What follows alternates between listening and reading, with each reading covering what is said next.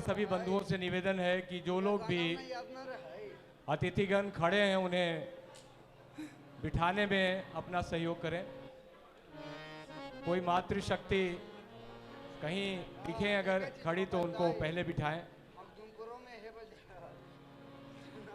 हमारे बीच श्री राजीव कश्यप जी जो times now के सीनियर एडिटर हैं वो पधारे हैं।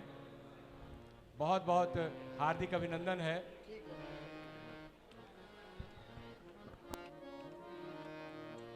कार्यक्रम थोड़ी देर के लिए सांस्कृतिक कार्यक्रम को थोड़ा हम विराम देंगे मनीष जी, और जो और चीजें हैं जो सबसे जो आज का केंद्र बिंदु है जो मुख्य रूप से विरंज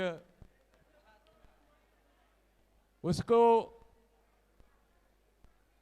केंद्र बिंदु के रूप में हम देख रहे हैं, लेकिन वो कहां से आया, किस रूप में मगध में प्रचलित हुआ, उसकी क्या विशेषताएं हैं, क्या उपयोगिता है और वो विशिष्ट क्यों है, इस पर आज हमारे विद्वत मित्र डॉक्टर आनंदवर्धन जी प्रकाश डालेंगे। जैसा मुझे आदेश हो रहा है मैं उसी के हिसाब से कार्यक्रम को आगे की ओर बढ़ा रहा हूं। तो मैं डॉक्टर आनंदवर्धन जी को आमंत्रित करता हूं वो मंच पे आए और आप सुनेंगे, जिन्होंने नहीं सुना है वो एक बार आप आनंदवर्धन जी को जरूर सुनिए और आपको लगेगा कि वाकई में आपने किसी को सुना। इन्हें जब मैं सामने देखता हूं तो मुझे दीक्षित धनकौरी जी की वो पंक्तियां याद आती हैं कि चांद तारे न ये रंगबू चाहिए, चांद तारे न ये रंगबू चाहिए, कुछ खिलौने नहीं मुझको तू चाहिए। तो आनंदवर्धन जी का ऐसा व्यक्तित्व है। मैं निवेदन करता हूं कि विरंज की महत्ता पर प्रकाश डालें।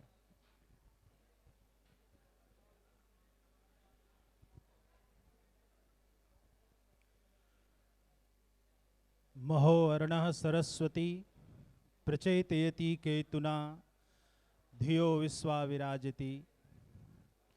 ओम यज्ञम दधे सरस्वती। सरस्वती के इस अधिष्ठान से भूमि अग्रहार भोजी ब्राह्मण इस संवर्ग के समुपस्थित समस्त अभिभावक गण, युवा साथियों एवं हमारी मातृ मूर्तियां, आप सभी का मैं अभिनंदन करता हूं। विशेष रूप से हमारे मगध की भूमि से चलकर आए सिद्धहस्त लेखन के एक प्रतिमान हम सभी के अभिभावक आचार्य पंडित राघव शरण शर्मा का स्वागत करता हूं। इस कार्यक्रम के संयोजक पंडित उदय कुमार शर्मा यश के भागी हैं कि उन्होंने इस सभागार में समाज के सुप्रतिष्ठित लोगों को आमंत्रित किया है। आदरणीय शर्मा जी ने मुझसे 2 बातों के लिए स्नेहपूर्ण आदेश दिया है। थोड़ी शांति रखेंगे तो मुझे बोलने में सुविधा होगी। पीछे से काफी आवाज आ रही है। एक तो कि मैं संक्षेप में भूमिहार ब्राह्मण समाज के बारे में कुछ कहूं, और दूसरी बात कि विरंज की ऐतिहासिकता पर जो मुझे ज्ञात है उस पर प्रकाश डालो। जाति विलास एक पुस्तक है। मेरे अपनी दृष्टि से उस पुस्तक में ही भूमिहार ब्राह्मण की सर्वोत्कृष्ट परिभाषा है। इस पुस्तक को कालांतर में हंसानंद सरस्वती नाम के एक दंडी सन्यासी ने प्रकाशित किया था और एटा के एक मुंसिफ मजिस्ट्रेट ने इसके प्रकाशन का भार उठाया था। यह पुस्तक मुझे जर्मनी से मिली, जिसमें भूमिहार जात्याधिकरण नाम का एक प्रकरण है और उसमें 22 श्लोक है। मैं चाहता हूं कि निकट भविष्य में यह प्रकाशित भी हो। उसमें एक श्लोक है जो बहुत स्मरणीय है। भूमिहाराः प्रजायन्ते परशुरामस्य प्रभावतः एतस्मात् शाश्वतो धर्मः ब्रह्मवृत्ति प्रतिष्ठापकः। जो भूमिहार ब्राह्मण हैं, ये भूमिहार ब्राह्मण भगवान परशुराम के संतानों के रूप में जाने जाते हैं। ये लोक प्रचलित अवधारणा भी है, लेकिन ये शास्त्रीय मत भी है। ऐसा इस पुस्तक से प्रतीत होता है। दूसरी जो पंक्ति है वो बहुत अमूल्य है कि शाश्वत धर्म के निर्वाह में जब ब्राह्मण वृत्ति का क्षय हुआ तो उस ब्राह्मण वृत्ति का प्रतिष्ठापक जो हुआ वही भूमिहार ब्राह्मण है। और ये बड़े दुर्भाग्य का विषय है कि अंग्रेजों के काल से हमें एक सामान्य कृषक जाति के रूप में धकेलने की कोशिश है। वो कोशिश आज की सत्ता की भी है, लेकिन कोई व्यक्ति न्यायालय नहीं पहुंचा कि जो हमारी ऐतिहासिकता है उसके साथ खिलवाड़ हो रहा है। और सरकारी दस्तावेजों में भूमिहार ब्राह्मण की जगह केवल भूमिहार शब्द लिखा जा रहा है। भूमिहार ब्राह्मण कौन है, यह इतिहास में कतई कोई गुह्य विषय नहीं है, जैसा विकिपीडिया लिखता है। अभी एक दल है भारत में सक्रिय जो संस्कृताइजेशन के भ्रांत अवधारणा के तहत भूमिहार ब्राह्मण को उस परिधि में डालना चाहता है। एक फॉल्स क्लेम है कि यह जातीय तंत्र स्वयं को कुछ वर्षों से ब्राह्मण कह रहा है। यह अज्ञानता है, और उससे बड़ी बात है कि यह ईर्ष्या है। और ईर्ष्या और द्वंद्व के शिकार होने में खुद हम लोगों का भी कुछ न कुछ योगदान लगता है।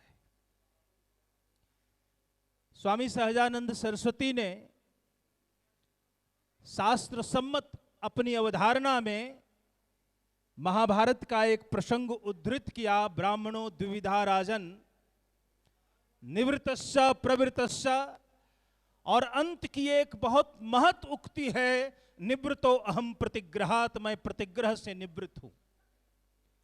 मैं आपको बताऊं कि दक्षिणा और प्रतिग्रह में भेद है। दक्षिणा दक्षता के बदले प्राप्त होती है, लेकिन कर्मकांडीय सेवा के बदले व्यवसायिक रूप से, पेशागत रूप से यदि कोई मूल्य की प्राप्ति होती है तो वह प्रतिग्रह है। और इसलिए हमारी घोषणा है निवृतो हम प्रतिग्रहात्, क्योंकि हमने तो अग्रहार भूमि मध्यम पद लोपी समास से मध्य का पद दो शब्दों का गौण हो जाता है। भूमि अग्रहार ब्राह्मण से अग्र शब्द मध्यम पद लोपी समास से गौण होकर भूमिहार शब्द बना है। और आपको विदित भी होगा कि जाने अनजाने हजारी प्रसाद द्विवेदी ने बाणभट्ट की आत्मकथा में भूमि अग्रहार भोजी ब्राह्मण सामंत शब्द का प्रयोग किया है। लेकिन इसका तात्पर्य यह नहीं है कि उन्होंने इस शब्द का प्रयोग किया है। भूमिहार ब्राह्मण मगध की आत्मा की शक्ति है, उसकी प्राण शक्ति है, उसकी मेधा शक्ति है। और मगध भूमि में आने वाले दूसरे अन्य ब्राह्मणों में शकद्वीपियों को छोड़कर बाकी किसी का इतिहास 300 साल से ज्यादा पुराना नहीं है, बल्कि 1830 के समय तक तो कानिकुब्ज ब्राह्मण इसकी धारा में खुद आकर मिलते रहे। और सरयू बारिन की भी कोई वहां पृथक सत्ता नहीं थी। 1811-12 के पटना और गया गजेटियर में कुछ आज श्रोत्रिय ब्राह्मणों का दावा है कि वो मगध में पूर्व से स्थापित हैं, लेकिन खुद बुकानन ने लिखा है कि वो मगध के विविध मेलों में भिक्षाटन का कार्य करते थे और मगध में वो पूर्णतः प्रतिष्ठापित नहीं थे। यह हैमिल्टन बुकानन की रिपोर्ट को पढ़कर देखा जा सकता है। तो हम वो हैं जिसने पौरोहित्यम सेनापतित्वम च, पौरोहित्य भी मेरा और सेनापतित्व भी मेरा उस महान आर्ष धर्म का निर्वाह किया है। हम में कोई चणकिया बाभन है, वो चाणक्य जिन्होंने एक अर्थशास्त्र की कोई आकस्मिक प्रतिष्ठा नहीं की है, बल्कि उन्होंने लिखा कि अर्थशास्त्राणि पूर्वाचार्यैः कथितम, हमारे पूर्व के आचार्यों ने अर्थशास्त्र कहा है। उसमें आचार्य कुंदन भी है, औदंती पुत्र भी हैं, बृहस्पति भी हैं, पराशर भी हैं, और वो एक विराट परंपरा के प्रतिष्ठापक ब्राह्मण थे, जिसके लिए कामंदक ने 5वीं 6ठी शताब्दी में कहा कि वो मगध के अयाचक और अप्रतिग्रही ब्राह्मण थे। और अयाचक और अप्रतिग्रही ब्राह्मण की परंपरा ही भूमिहार ब्राह्मण की परंपरा है, जो अहम राष्ट्री जागृयामः पुरोहितः के सिद्धांत से अभिप्रेरित रहा है।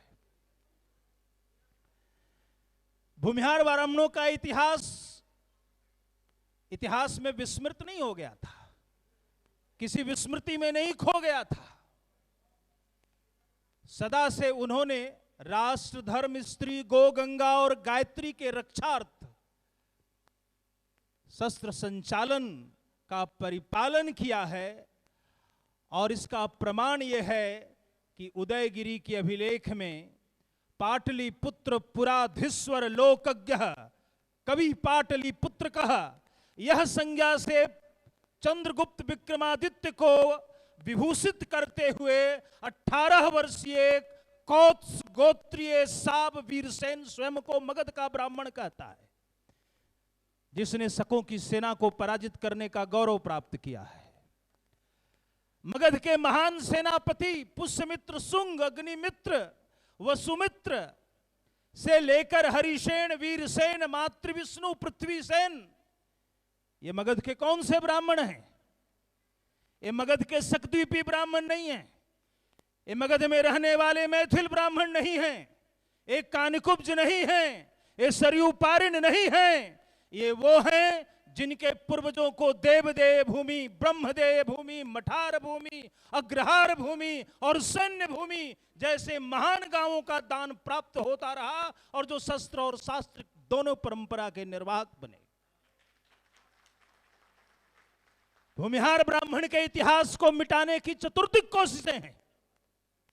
यह लोभ है, यह ईर्ष्या है, यह अनैतिकता है। इतिहास का सम्यक विवेचन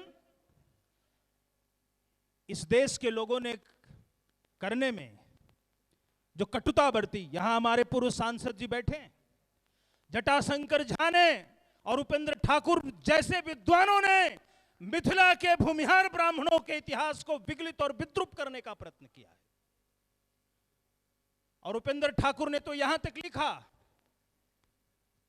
कि भूमिहार ब्राह्मणों ने विद्यापति के कुल गोत्र का अपहरण कर लिया है। ब्राह्मणों ने ही, भूमिहारों ने कर लिया है। वो पश्चिमा ब्राह्मण जिसमें कुमारिल भट्ट हुए, आपको ज्ञात रहे कि परम भट्टारक, परम दैवत की उपाधि लेने वाले मगध के ब्राह्मण या पश्चिमा ब्राह्मण भट्ट योद्धा ब्राह्मण के रूप में प्रतिष्ठापित रहे हैं। भट्ट और भाट में भेद है। भट्टी अनैन सह भाट है, जो अनेक प्रकार से घूमता है, यात्राएं करता है एक राज दरबार से दूसरे में। वह भाट है जो परम भट्टारक है, परम दैवत है, परम वैष्णव है, जो युद्ध में सेना के संचालन में सक्षम है, वह भट्ट है। और हमारे अंदर चितिपावन परंपरा, आयुध जीवी जेजाक भुक्ति परंपरा, महिहार ब्राह्मणों की महतर परंपरा सबकी सन्निधि हुई है। इसीलिए हमारा फलक मगध से बाहर भी विस्तारित है। और स्वामी सहजानंद सरस्वती ने उस फलक को, उस आयाम को पहचान कर उसको एक बृहत्तर स्वरूप दिया और उसको प्रतिष्ठापित करने का प्रयत्न किया। एक आरोप है कि भूमिहार कृषि कर्म करने लगे, इसलिए उनके ब्राह्मणत्व का ह्रास हुआ। प्रश्न यह पैदा होता है कि किस शास्त्र की बात वो कर रहे हैं। आप तंत्र की बात करिए, शाक्त प्रमोद का संकलन उसकी प्रतिष्ठापना बेतिया के महाराजा और शिवहर के महाराजा के दरबारों में हुई। शास्त्र की परंपरा को कौन पालन कर रहा था? स्वामी जी ने कर्म कराप लिखकर कर्मकांड को एक वैज्ञानिक स्वरूप दिया। और यहां आचार्य विद्यानंद गिरी जी के शिष्य बैठे हैं, हमारे आचार्य सत्यदेव राय जी। यदुनाथ सरकार ने लिखा है कि शांकर के वेदांत मत में यदि भाष्य की परंपरा का आधुनिक काल में कोई सबसे बड़ा संवाहक है, ब्रह्मसूत्र और वेदांत का गौरव गायक है, तो वो विद्यानंद गिरी जी महाराज हैं। उनका कुल भूमिहार ब्राह्मण का कुल है। यदि वेदांत के भाष्य की परंपरा हमारी है, तंत्र में शाक्त प्रमोद की परंपरा हमारी है, हमारी बाड़ियों में, हमारे राजकुलों में, महिषादल में, धौसाबाद में, लालगोला में, पुरुलिया में दुर्गा पूजा और काली पूजा की परंपरा है, वो परंपरा हमने इस देश के शाश्वत वीरता को जीवंत रखने के लिए किया था। वो कालांतर में बंगाल की दुर्गा पूजा बनी है। वहां भी हमारे नायक थे। लोग ये मानते हैं, कुछ लोग, कि बौद्ध लोग भूमिहार ब्राह्मण हो गए। अच्छी बात है। तो मिथिला में बौद्ध नहीं थे? मिथिला में भी तो बौद्ध परंपरा थी। सहजयान, तंत्रयान बंगाल में भी था, वज्रयान भी था, मथुरा भी बौद्ध धर्म का केंद्र था, नागापट्टनम भी बौद्ध धर्म का केंद्र था, वाडनगर भी बौद्ध धर्म का केंद्र था, कश्मीर भी बौद्ध धर्म का केंद्र था। तो वहां के बौद्ध कहां गए? सब मगध में आ गए, सारनाथ में आ गए, विक्रमशिला और नालंदा में आ गए। वहां भी मठार भूमियां थी। बौद्धों के संलयन से ब्राह्मण धर्म कभी च्युत नहीं हुआ है और प्रत्येक क्षेत्र में बौद्ध वापस ब्राह्मण धर्म में मिले हैं। वो केवल मगध में नहीं हुआ है, वो पूरे भारतवर्ष में हुआ है। बल्कि मगध के ब्राह्मण तो सुदूर दक्षिण में बुलाए गए। और अभी मुझे एक बहुत अच्छा रोचक तथ्य मिला है कि चोल राज्य के अंतर्गत कुंभकोणम के पास 52 गांव हैं। ये 52 की परंपरा अद्भुत है। 52 का पर्याय है 52 बीघा के खेत, 52 बीघा का आंगना, 52 दरवाजे किसी महल के। वहां अनिरुद्ध देव ब्रह्म कविराय नाम का एक ब्राह्मण मगध से बुलाया गया और वहां पाटलिपुत्रायंगर है, राजगृह नाम का शहर है। 52 गांव, आज भी वो भी अपने को 52 कहते हैं। ये प्राकृत भाषा के प्रति हमारा अद्वैत प्रेम है, अद्भुत प्रेम है कि हम प्राकृत भाषा के शब्द से स्वयं को 52 कहते हैं, जो संस्कृत की भी पूर्वगामी है। 2-3 बातें मैं सिर्फ और कहूंगा, उसके बाद बिरंज पर आऊंगा। बख्तियार खिलजी के बाद मगध समाप्त हो गया, ऐसी बात नहीं है। बख्तियार खिलजी के बाद भी वहां चिरायु मिश्र की वंशावली ने सांभोचक में एक राज्य की स्थापना की और द्रोणवारक बाभनों ने, भूमिहारों ने सल्तनत को चुनौती देने का साहस जुटाया। बोधगया में एक अभिलेख है जिसमें लिखा है कि सेनापति आचार्य ब्राह्मणों ने, सेनाचारी ब्राह्मणों ने यवनों के आक्रमण के बाद की स्थिति से निपटने के लिए संगोष्ठी की थी। एक बात और, 1764 के बक्सर के युद्ध के बाद भारत हारा, मुगलिया सल्तनत हारी, मुर्शिदाबाद हारा, अवध हारा। यदि कोई नहीं हारा तो फतेह बहादुर शाही नहीं हारा, यदि कोई नहीं हारा तो पीताम्बर सिंह नहीं हारा, यदि कोई नहीं हारा तो राजा चेत सिंह नहीं हारा, यदि कोई युद्ध लड़ा तो बाबू बेचू सिंह युद्ध लड़ा, कोई युद्ध लड़ा तो राय वल्लभ युद्ध लड़ा। और इस तरीके से ब्रिटिश सत्ता को, उन होवित्तर तोपों को भी हमने पहले चुनौती दी है। यही कारण है कि वारन हेस्टिंग्स ने लिखा है, neither Maratha nor Mughal, the biggest terror is military ब्राह्मण ऑफ मिडिल गंगा पे प्लेन बीइंग लेड बाय फतेह बहादुर शाही।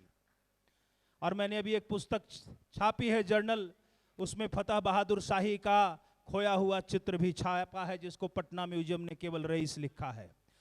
यह मराठों की कल्पना थी कि प्रयाग स्वतंत्र हो, काशी स्वतंत्र हो, गया स्वतंत्र हो, त्रिस्थली स्वतंत्र हो, मराठे कर नहीं पाए। भूमिहार ब्राह्मण ने काशी को स्वतंत्र किया, गया को स्वतंत्र किया और बंगस पठानों से लेकर मुगलिया सूबेदार जो प्रयाग के थे, इलाहाबाद के थे, उनकी सत्ता को भी चुनौती देता हुआ भदोही से गोपीगंज तक पहुंचा। ये त्रिस्थल को मुक्ति करने का संकल्प भी हमारा है।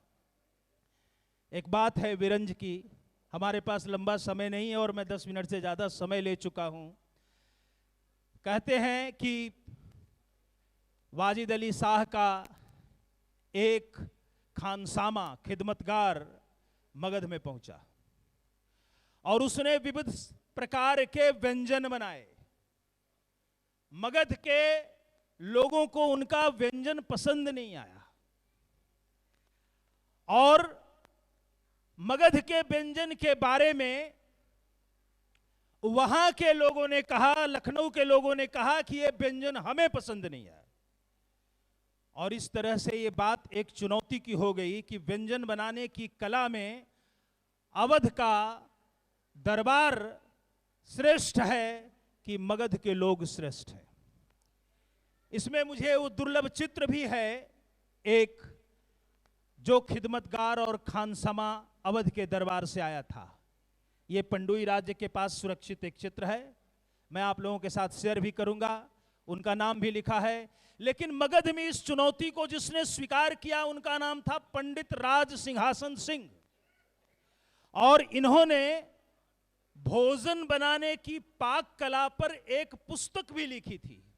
उस पुस्तक में लिट्टी चोखा का नाम अंगार करकटी है और उन्होंने 3 विशिष्ट भोज्य की बात की है जो मगध के बाभनों के भोजन परंपरा का परम वैशिष्ट धारण कर रखा है। ये 3 भोजनों में पहला है विरंज, जिसका रंग विशिष्ट है, जो विशिष्ट रूप से रंजित है, जिसमें रस का परिपाक है, जिसमें 108 से अधिक जड़ी बूटियों और सूखे मेवों का प्रयोग किया जाता है, जिसकी 2 महत्वपूर्ण प्रविधियों का भी वर्णन है। एक घृत पक्वित है और एक दुग्ध पक्वित है। एक दूध में पकाया जाता था और एक घी में पकाया जाता था और इसको मृतिका पात्रों में बनाया जाता था। लोक प्रचलित ये था, बाभन बनाए और बाभन खाए और बाभन ने किसी और अन्य को नहीं दिया तो अपने किसी सहोदरत्व भाव में किसी ब्राह्मण को खिलाया और ये मगध का एक विशिष्ट भोज्य बना, जिसके लिए आज ये विरंज महोत्सव हम लोग मना रहे हैं। दूसरी बहुत महत्वपूर्ण मिठाई है, उसका भी नाम ले लेते हैं, जिसके बिना मगध में भोज नहीं होता था, वह था राजभोग। और यह भी दुर्लभ मिठाई मगध में विकसित की गई, इसका दावा पंडित राज सिंहासन ने किया है। एक तीसरी मिठाई जो बहुत लोकप्रिय है वह है मगध का मालपुआ, जो राजस्थान के राजदरबार मालपुए से सर्वथा भिन्न हुआ करता था। तो मगध के भोजन, मगध के पाक कला, मगध की जीवन शैली का जो परम विशिष्ट और औदार्य है वह भूमिहार ब्राह्मण धारण करता है, वह भूमिहार ब्राह्मण से प्रतिलक्षित है, परिभाषित है और आज प्रोन्नत होता हुआ दिख रहा है। इन्हीं शब्दों के साथ मैं अपने मां सरस्वती को विराम देता हूं। बहुत बहुत धन्यवाद, आपने ध्यान से सुना। हम करते हैं श्री गोपाल जी राय साहब, डिप्टी डायरेक्टर सूचना एवं प्रसारण विभाग, भारत सरकार, आए हुए हैं। आपका हार्दिक स्वागत है, अभिनंदन है। श्री अवधेश राय साहब जो पुरभिया एक संगठन चलाते हैं और पूरे दिल्ली, गाजियाबाद, नोएडा में छाए हुए हैं संगठनकर्ता के रूप में, आपका हृदय से स्वागत है, अभिनंदन है। एक उभरता हुआ उद्योगपति या व्यवसायी या अर्थशास्त्री में क्या कहूँ, इस युवा के बारे में जो जमुई से चल के दिल्ली नहीं पूरे विश्व पर राज करना चाह रहा है। और ये युवा मुश्किल से 25 से 30 वर्ष का है और इनकी संपत्ति का यदि आकलन हम करें, आकलन में क्या कर सकता हूँ, जो सुना हूँ कि 1000 नहीं हजारों करोड़ रुपया में आपका टर्नओवर है। और ये युवा इतना महत्वाकांक्षी कि आज ये दिल्ली आए हैं, कल दुबई से चल के इसलिए, कई कार्यक्रमों को छोड़ के इसलिए कि विरंज महोत्सव में इन्हें शामिल होना है। हमारे बीच एडवोकेट रणधीर लाल जी जो नवादा से आए हुए हैं, अपनी उपस्थिति दर्ज कराए हैं, आपका भी हार्दिक स्वागत। Shri Rajiv Kashyap senior editor Times Now में है, आपका भी हृदय से स्वागत है सर।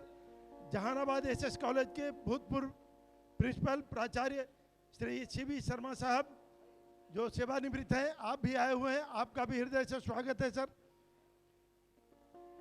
अब जो एक परिचय में दे रहा हूं, हमारे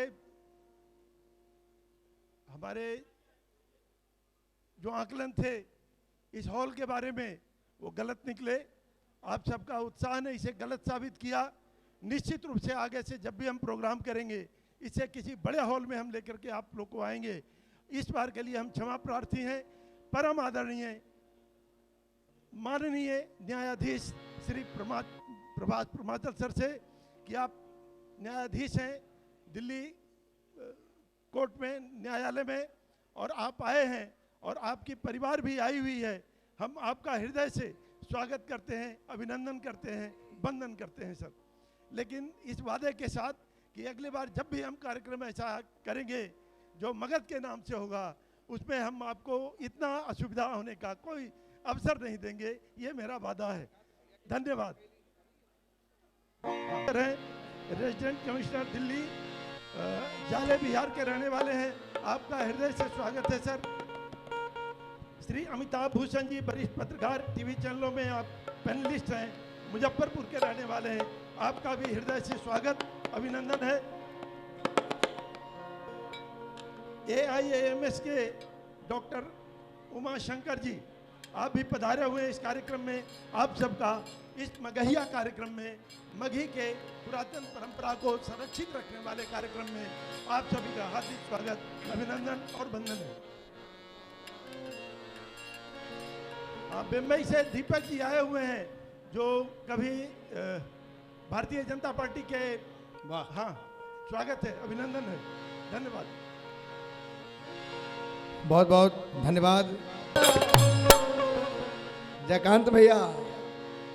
इस वीडियो को आपने 5 साल पहले ही दिल्ली में सुनाने के लिए आपने मंगाया था। भारत देशवा में मगध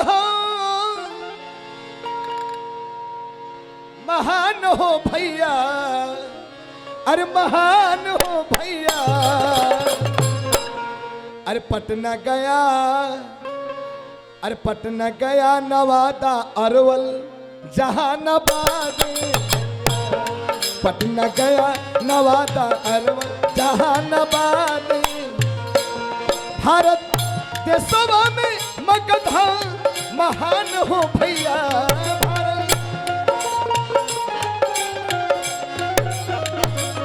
भारत देशवा में मगध महान हो भैया, महान हो भैया, पटना गया नवादा, अरे पटना गया नवादा अरवल औरंगाबाद भैया, पटना गया नवादा अरवल औरंगाबाद,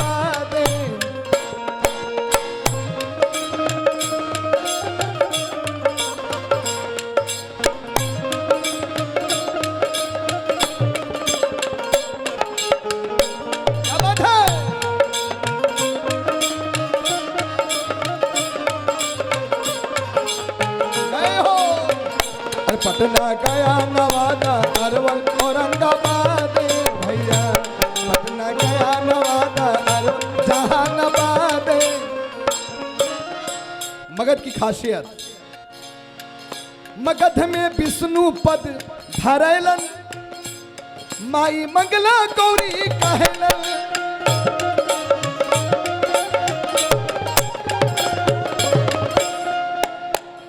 दीपक भैया गया हम लोग का बाबा है, जहानाबाद हम लोग का बाप है, अरवल हम लोग का पोता है। गया जहानाबाद अरवल ये क्रम है। मगध में विष्णु पद धरैलन, माई मंगला गौरी कहलन,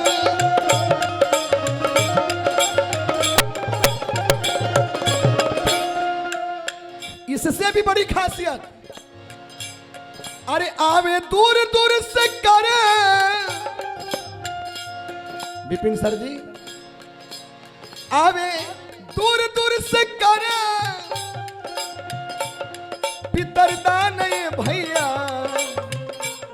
पितरदान ये भैया। पटना गया नवादा, पटना गया नवादा, अरवल औरंगाबाद, पटना गया नवादा, अरवल औरंगाबाद।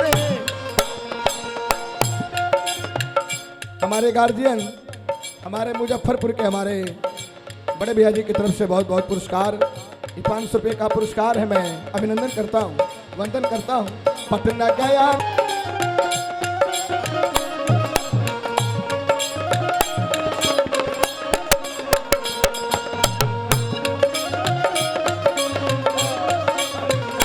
पटना गया नवादा, अरवल औरंगाबाद भैया।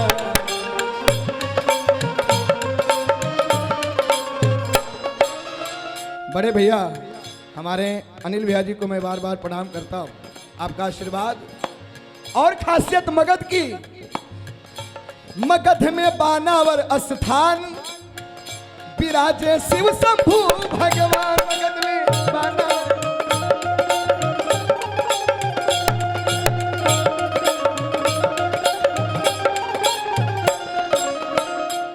ये मनोज कुमार जीएम हमारे ओबरा के, हमारे भैया की तरफ से ओबरा सर हमने पढ़ा है, दीनदयाल आवासीय विद्या मंदिर कमलेश कुमार विकल।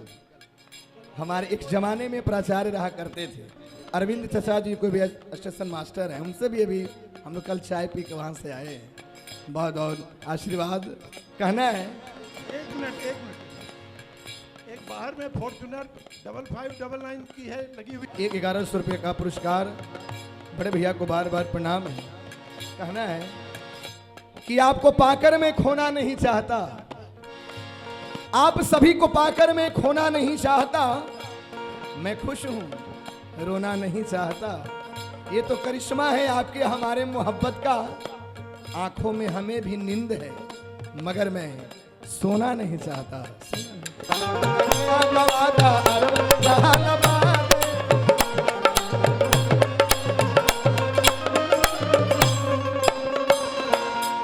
और मगध में बानावर स्थान विराजे शिव शंभु भगवान।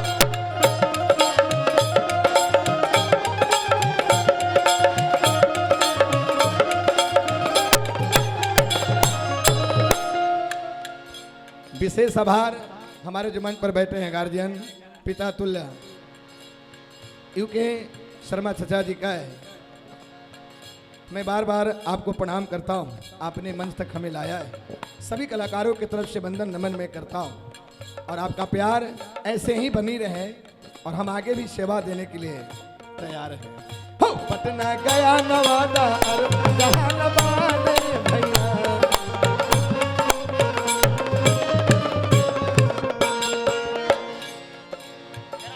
मगध में बानावर स्थान विराजे शिव शंभु भगवान।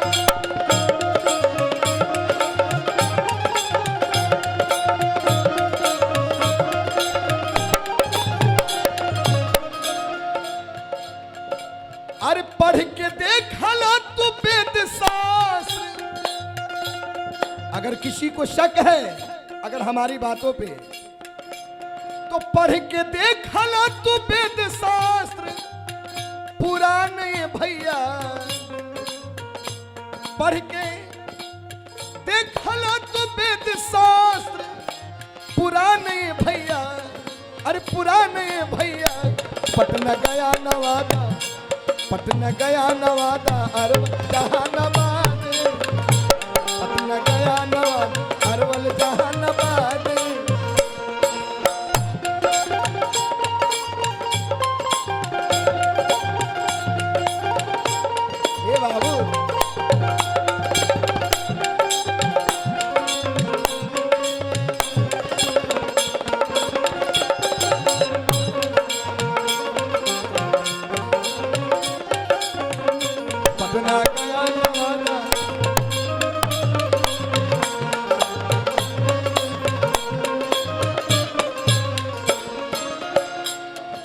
एक और मगध की पहचान है मगध में गौतम बुद्ध जी ऐलन, बोध गया में शिक्षा पवलन।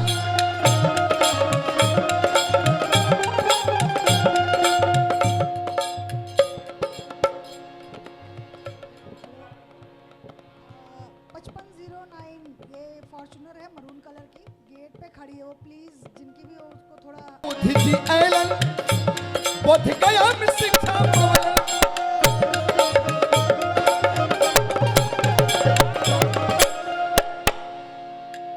मगध कोई हल्का नहीं है।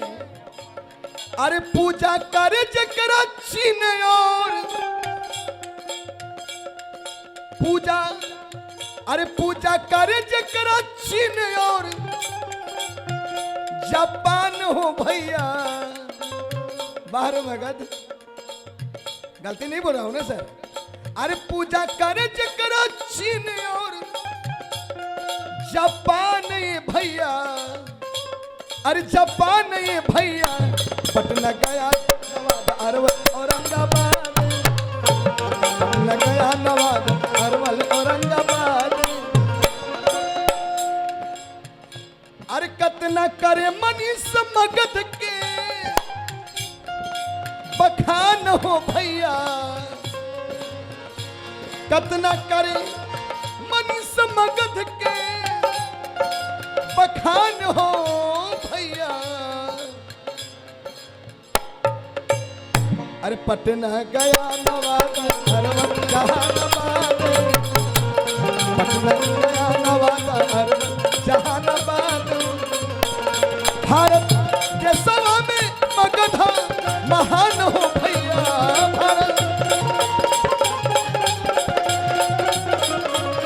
भारत के सभा में मगध महान हो भैया, महान हो भैया। पटना गया नवादा, पटना गया नवादा अरवल जहानाबाद, पटना गया नवादा अरवल जहानाबाद हो। पटना गया नवादा अरवल जहानाबाद हो भैया। पटना गया नवादा जहानाबाद हो भैया। जय मगध, जय बिहार।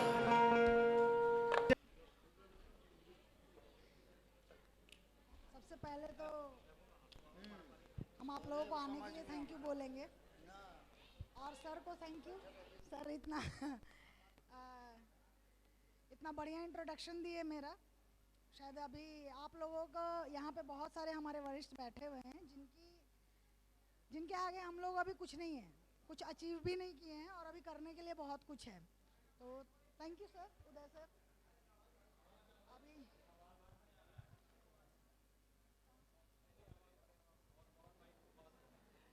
अच्छा आ रही है ना आवाज़?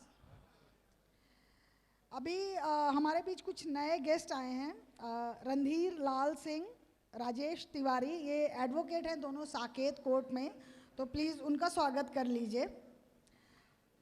ओम प्रकाश जी हैं, जितेंद्र जी हैं, अनिल जी, शैलेंद्र जी, श्रीकांत जी, विजय जी, आशुतोष जी, अरुण जी, जितेंद्र जी नवादा से, और संजीव जी हैं जो गृह मंत्रालय में हैं। तो ये हमारे साथ अभी जुड़े हैं हमारे साथी, तो प्लीज़ उनके लिए थोड़ा ताली बजा दीजिए।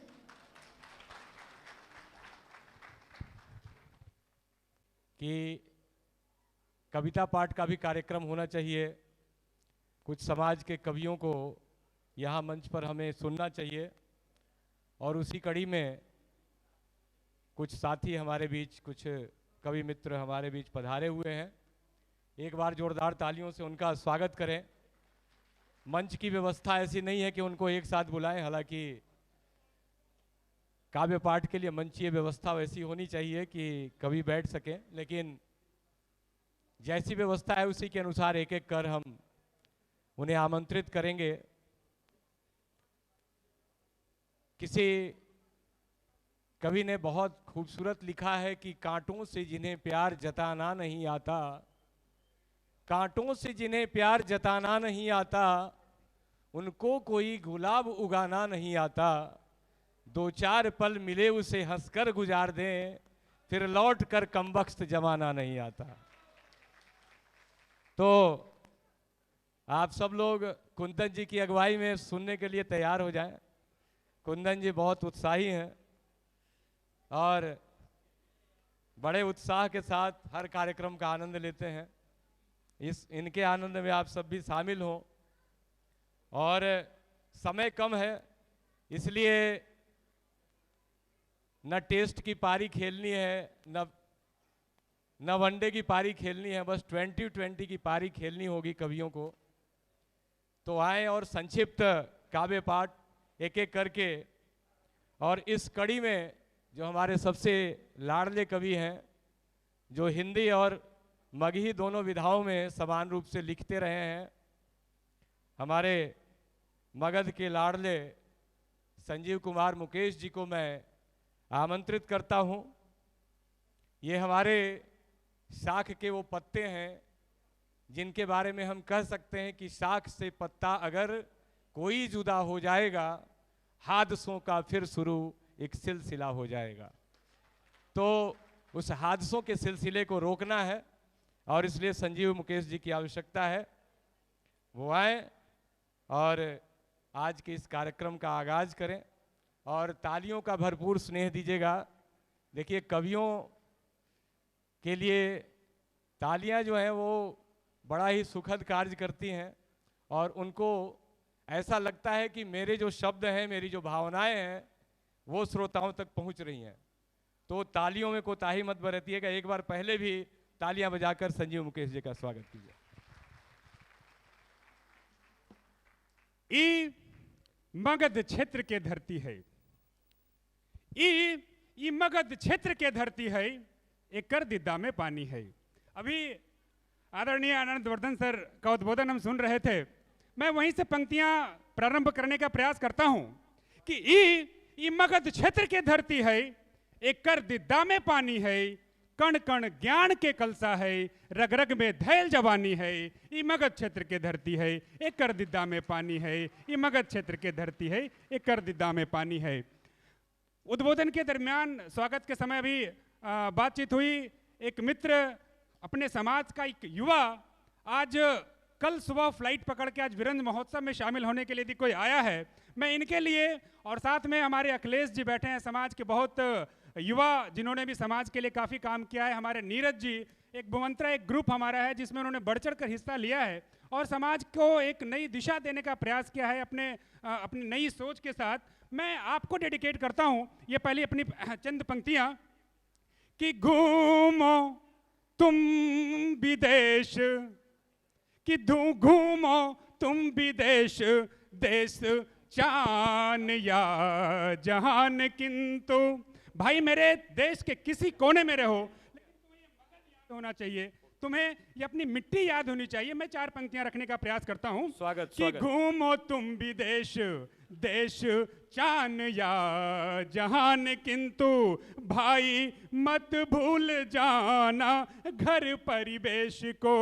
सीखो तुम अनेक भाषा, पूरी करो अभिलाषा, याद रखो माँ की बोली भाषा इस विशेष को। कि याद रहे छठ घाट, याद रहे छठ घाट, लिट्टी चोखा खा जलाई, याद रहे छठ घाट, लिट्टी चोखा खा जलाई, गमछा बिरंज याद रखना मुकेश को। माटी की सुगंध, कि माटी की सुगंध, यहाँ बिखरे उमंग रंग, माटी की सुगंध यहाँ बिखरे उमंग रंग।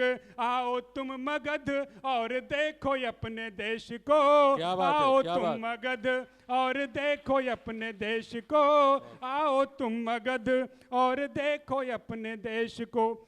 बहुत कम समय है, मैंने, चूंकि हम लोग गौरवान्वित हैं कि हम लोग भूमिहार ब्राह्मण वंश से है, मैंने कुछ चंद पंक्तियां लिखने का प्रयास किया। जितना मैं महसूस कर पाया हूं अपने समाज को, मैं पढ़ने का प्रयास करता हूं। हम परशुराम के वंशज हैं, हम परशुराम के वंशज हैं, आकाश धरा पर लाएंगे हम परशुराम के वंशज हैं। काश धरा पर लाएंगे कितनी भी मुश्किल राह, मगर खुद अपनी राह बनाएंगे। क्या बात है। हम परशुराम के वंशज हैं। और क्या है हम? बहुत सुंदर। हमने पहले पढ़ना सीखा, हमने ही विद्यादान दिया। हमने पहले पढ़ना सीखा, हमने ही विद्यादान दिया। सबको जोड़ा, सबको सींचा, ना हमने कभी अभिमान किया। हमने तो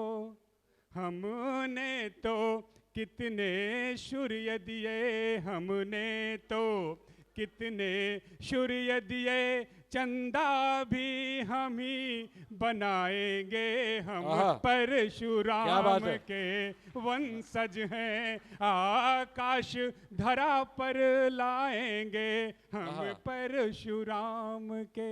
और क्या हम हैं कि ज्ञान, आत्म सम्मान, शौर्य, स्वाभिमान हमारी पूंजी है। क्या है हमारी पूंजी? कि ज्ञान, आत्म सम्मान, शौर्य, स्वाभिमान हमारी पूंजी है। हम माँ धरती के बेटे हैं, मेहनत ही हमारी कुंजी है। वाह। हम माँ धरती के बेटे हैं, मेहनत ही हमारी कुंजी है। श्रम से सींचा है, श्रम से सींचा है राष्ट्र ग्राम, श्रम से सींचा है राष्ट्र ग्राम। मिल वंदे मातरम गाएंगे वाह, वाह, हम वाह। बहुत परशुराम बढ़िया। के वंशज हैं। आकाश धरा पर लाएंगे हम परशुराम। चंद पंक्तियां और। कि स्वागत। शिक्षा उद्यमिता से अपना सबसे गहरा नाता है। शिक्षा उद्यमिता से अपना सबसे गहरा नाता है। शास्त्र को कैसे शस्त्र बनाएंगे हमको यह आता है।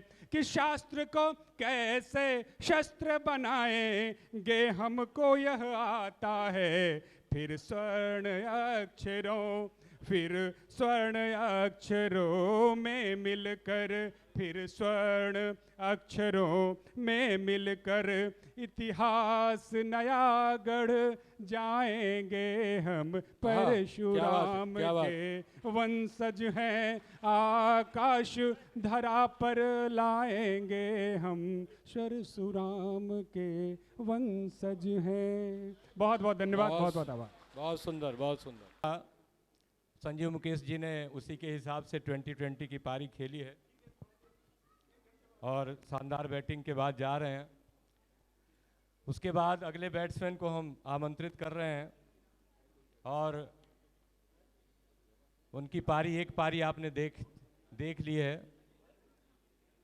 पहले हम उन्हें केवल एक अच्छे वक्ता के रूप में, एक अच्छे विद्वान के रूप में, एक अच्छे इतिहासकार के रूप में हम जानते थे, लेकिन जब से उनकी काव्य कृति मलयानिल का प्रकाशन हुआ, तब से वो एक अच्छे कवि के रूप में भी जाने जाते हैं। डॉक्टर आनंदवर्धन जी को मैं फिर से मंच पर आमंत्रित कर रहा हूँ। उनकी श्लिष्ट और विशिष्ट रचनाओं के साथ बहुत बढ़िया श्रृंगार भी लिखते हैं और बहुत बढ़िया संवेदना की भी रचनाएं लिखते हैं। उनकी जो भी इच्छा होगी वो पढ़ेंगे। डॉक्टर कुंवर बेचैन जी की वो पंक्तियां मुझे याद आती हैं कि पूरी धरा भी साथ दे तो और बात है, तू जरा भी साथ दे तो और बात है, चलने को तो एक पाँव से भी चल रहे हैं लोग, पर दूसरा भी साथ दे तो और बात है। इन पंक्तियों के साथ डॉक्टर आनंदवर्धन जी। बहुत बहुत धन्यवाद पंडित सत्येंद्र सत्यार्थी जी। संभाषण के बाद कविता, ये दुसाहसिक प्रयत्न है। कामसूत्र के प्रणेता वात्स्यायन ने कामसूत्र में मगध की नारियों के बारे में एक पंक्ति लिखी है। एक कविता उसी से प्रेरित है। स्वागत है सर। उन्होंने कहा है कि मगध की जो नारी है वो आदर्शमयी नारी है। उन्होंने मध्य देश की स्त्रियों के बारे में भी लिखा है। उन्होंने महाराष्ट्र क्षेत्र की स्त्रियों के बारे में भी लिखा है। लेकिन उन्होंने मगध की नारी को लज्जावंती और कलावंत कहा है। इसी भाव से ये कविता प्रेरित है। आप सभी का ध्यान आकर्षण चाहूंगा। मैं रागिनी मगध की,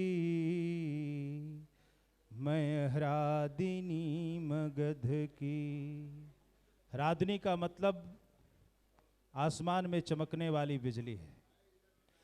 मैं रागिनी मगध की, मैं ह्रादिनी मगध की। मृदु राग गा रही हूँ, मैं वंदिनी मगध क्या बात, क्या बात। की। मृदु राग गा रही हूँ, मैं वंदिनी मगध की। लो अंग राग भर लो, एक मंद्र ज्वार भर लो। आ मैं लुभा रही हूँ, रति धर्मिणी मगध की। क्या बात है, क्या बात है, बहुत सुंदर। आ मैं लुभा रही हूँ, रति धर्मिणी मगध की। ये स्वर्ण हार मेरा, ये शुभ्र प्यार मेरा, हल्के सजा रही हूँ, मैं मोहिनी मगध की। मैं रागिनी मगध की, मैं ह्रादिनी मगध की। मृदुराग गा रही हूँ, मैं वंदिनी मगध की। कुमकुम सा भाल मेरा, चंदन सा गेह मेरा, मलयज उड़ा रही हूँ, मैं भामिनी मगध की। मलयज उड़ा रही हूँ, मैं भामिनी मगध की। ये पुष्पहार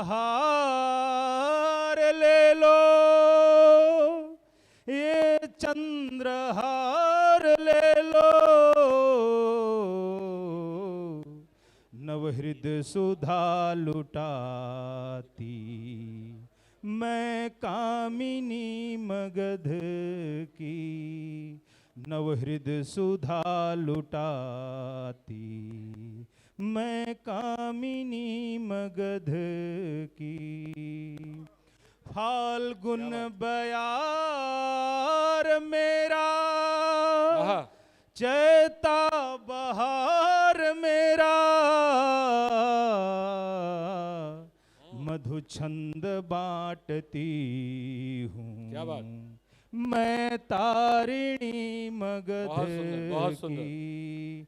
मधु छंद बांटती हूँ, मैं तारिणी मगध की।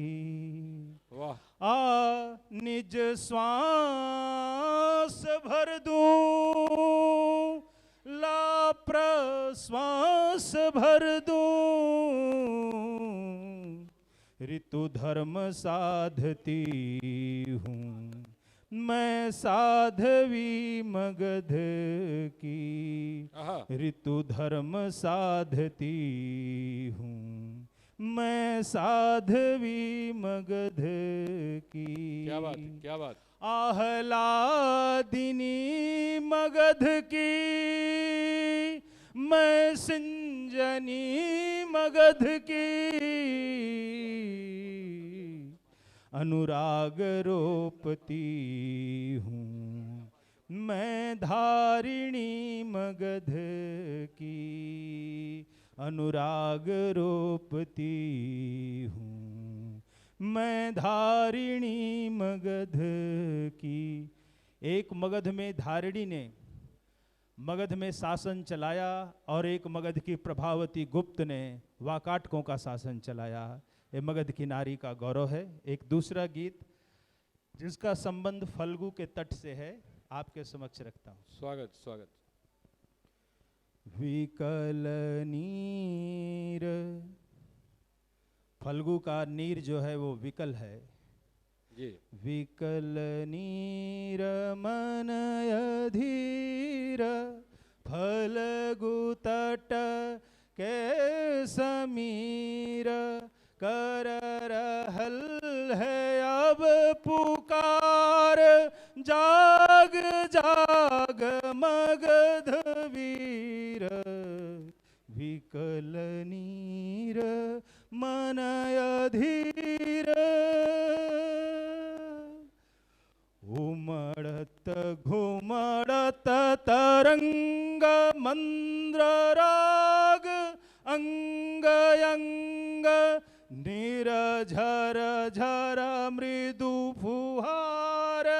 गाँव उल्लसित मगध वीर। विकल नीर मन अधीर, क्या बात। फल्गु तट के समीर। विकल नीर मन अधीर। क्या बात। दे रहलहि पुष्पहार, तुमुल गीति हाहाकार। दे रहलहि पुष्पहार, तुमुल गीति हाहाकार।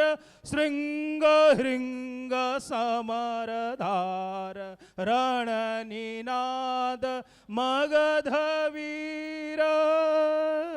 विकल नीर मन अधीर, फल्गु तट के समीर। विकल नीर मन अधीर। गाँव गाँव चक्रवाल, तृण मृण फूटत प्रवाल। हालाहल रुधिर छार, पियत अमर्त्य मगध वीर। विकल नीर मन अधीर, फल्गु तट के समीर। तृण मृण फूटत प्रवाल, गाँव गाँव चक्रवाल। पियत अमर्त्य मगध वीर। विकल नीर मन अधीर। बहुत सुंदर, बहुत सुंदर। बहुत धन्यवाद। बहुत सुंदर।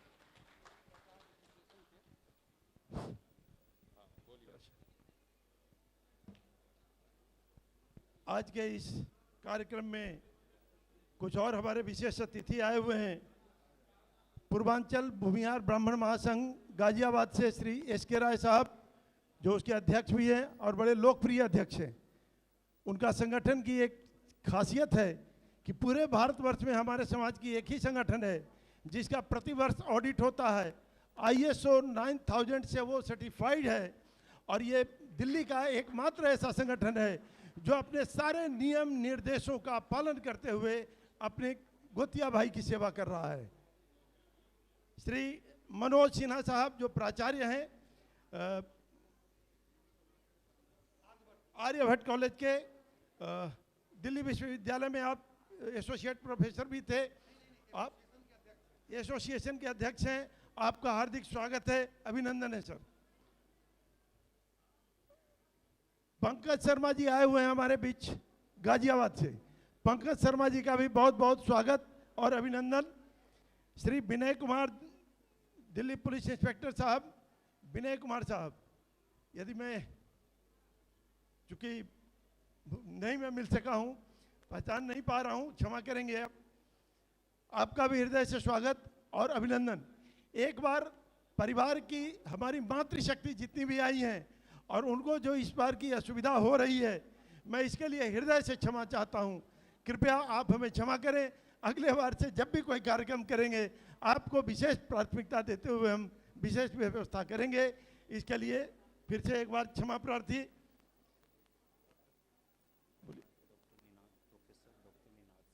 डॉक्टर निनाद शंकर सिंह, आप प्रोफेसर हैं दिल्ली यूनिवर्सिटी में, आपका हृदय से स्वागत, धन्यवाद। हाँ, दिनकर पथ के पथिक, आपके बारे में तो मैं बताया ही नहीं था। श्री सत्येंद्र सत्यार्थी जी, जिनकी आपने कविता भी सुनी और रचनाएं भी सुनी, ये खुद लिखते भी हैं और कविता का पाठन भी करते हैं, राष्ट्रीय स्तर के कवि हो चुके हैं। मैं तो इन्हें शुरू से जब भी मिला मुझे इनमें दिनकर जी की वो पंक्ति दिखाई पड़ती है जिसके ये पथ के पथिक हैं। और सत्येंद्र सत्यार्थी जी से निवेदन है, आप आइए और अपनी बात।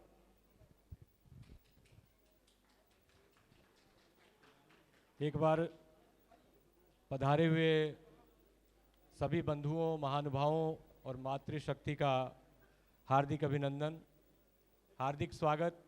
जहाँ कहीं भी मातृशक्ति आपको खड़ी दिखें, कृपया स्थान देने की कोशिश करेंगे, स्थान देने का कष्ट करेंगे। सब लोग पधार चुके हैं, हमारे जितने भाई बंधु हैं, उमेश पांडे जी हैं और विनोद भाई भैया भी आ गए हैं, सब लोग पधार गए हैं। हाँ, तो कार्यक्रम को, कवि सम्मेलन को और आगे बढ़ाते हैं और हमारे बीच में बिंदेश्वर शर्मा जी पधारे हुए, हमारे समाज के बहुत वरिष्ठ युवा हैं। इनको वरिष्ठ युवा कह रहा हूं क्योंकि इनमें अभी भी जो जज्बात हैं, जो सक्रियता है, वो किसी से कम नहीं है। राहुल कश्यप जी, सचिव ग्रामीण विकास मंत्रालय, पटना जिले के मोकामा के रहने वाले हैं, उनका हार्दिक स्वागत है, हार्दिक अभिनंदन है। डॉक्टर शिवानी जी और रचना शाही जी का, दोनों का हार्दिक अभिनंदन है। आप सब लोग स्थान ग्रहण करें, हम आगे की ओर बढ़ रहे हैं। देखिए, इतना बढ़िया ये भव्य आयोजन है कि स्थान कम पड़ गया। दिलों में तो बहुत जगह है, लेकिन भौतिक रूप से स्थान कम पड़ गया, इस बात का खेद भी है और हम क्षमा भी चाहेंगे इस बात के लिए। और अगली बार बड़े स्थान की हम लोग व्यवस्था करेंगे।